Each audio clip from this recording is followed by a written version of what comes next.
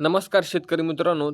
शेतकरी मित्रांनो, मी आज एकाच पेपरवर डबल झेंडूचे पीक लावणार आहे आणि हे मी मागील 3 वर्षापासून करत आहे.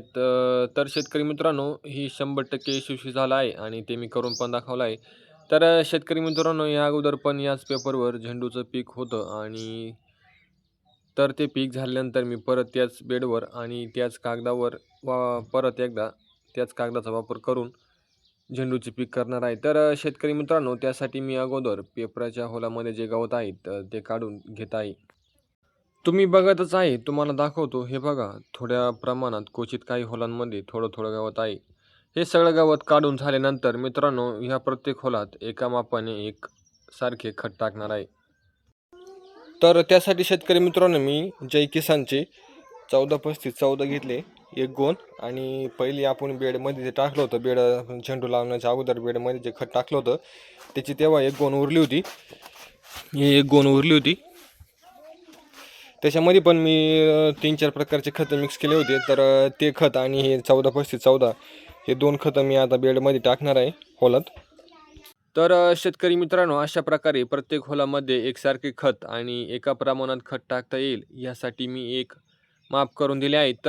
तुम्हाला दाखवतो. हे बघा, खत टाकण्यासाठी माप केल्यामुळे प्रत्येक होलामध्ये एकसारखे खत पडत आहे, जेणेकरून प्रत्येक होलामध्ये एकसारखे खत जाईल आणि खूप जास्त पण जाणार नाही आणि खूप कमी पण पडणार नाही. तुम्ही बघतच आहेत, हे बघा. शेतकरी मित्रांनो, प्रत्येक होलामध्ये एकसारखे खत पडावं त्यासाठी मी औषधाच्या बॉटलचं एक झाकण घेतलं आहे. तर तुम्हाला दाखवतो याच्यामध्ये किती खत जातं ते.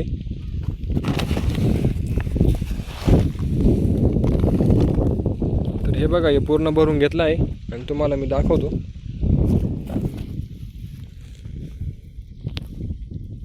हे बघा, खूप जास्त पण नाही आणि खूप कमी पण नाही. आणि त्यानंतर आता हे इड्यानी हलवून घेणार आहे. इकडे चाललं आहे काम त्यांचं, ते करत आहेत व्यवस्थित. तुम्हाला फक्त दाखवत आहे. शेतकरी मित्रांनो, खत जास्त पण नका टाकू, कारण खत जास्त झाल्यामुळे झाडाला झटका बसू शकतो, झाडाची मर होऊ शकते. शेतकरी मित्रांनो, अशा प्रकारे मी तुम्हाला पूर्ण माहिती दिली आहे, जेणेकरून तुम्ही पण डबल खर्च न करता, नवीन पेपर, नवीन बेड तयार न करता त्याच बेडवर डबल पीक घेऊ शकता. शेतकरी मित्रांनो, मागील 3 वर्षापासून मी एकाच बेडवर डबल झेंडूचे पीक करत आहे.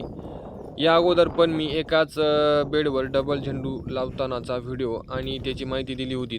शेतकरी मित्रांनो, डबल खर्च न करता तुम्ही एकाच बेडवर डबल झेंडूचे पीक करू शकता, ते पण 100% यशस्वीरित्या.